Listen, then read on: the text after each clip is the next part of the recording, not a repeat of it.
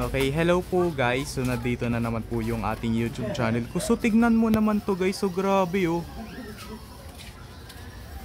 So ayan po ni ano, 5 na po yung nilagay ko sa taas na windmill. Pati ayan pa oh. Wala, grabe talaga. Grabe na Tunugan sila eh, grabe tunugan. Si tunugan sila. Itunugan? Ha? Itunugan? Grabe talaga oh. Angela, may nilagay talaga akong windmill sa taas. Ayan oh. So ayan po, 5 na po. Kala ko nandito. O diba?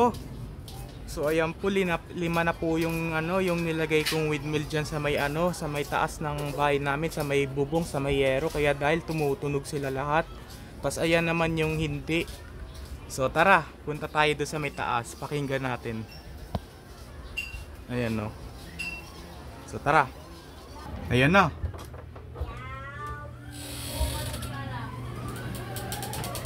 O diba? Narinig nyo guys, tumunog. So, tara, dito tayo. Pakinggan na lang muna natin, pakinggan. O diba?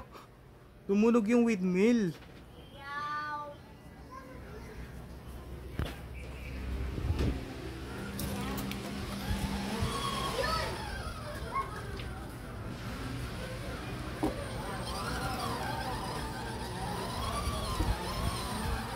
Grabe talaga. Si tunugan yung mga windmill. Oh, grabe. Grabe talaga.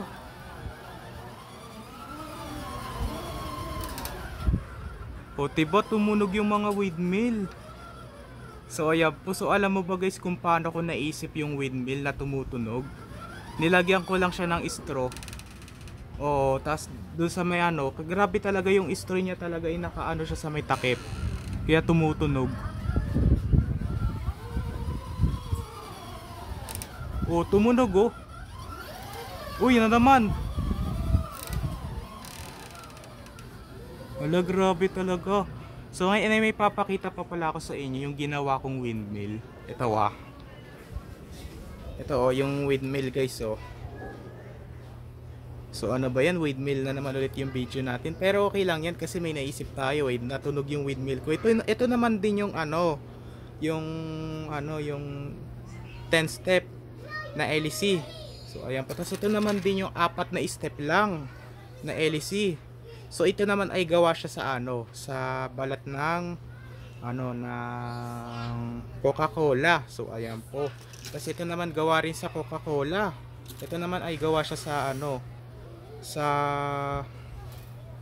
Sprite. So ayan po. So ito naman din yung mga takip. Binutasan ko lang yan ng trompo. So ayan po. So ang date na po ngayon, it's May 24. It's Friday. So ayan po.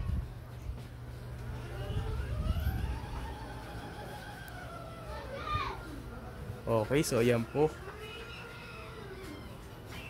Ayan po, bye.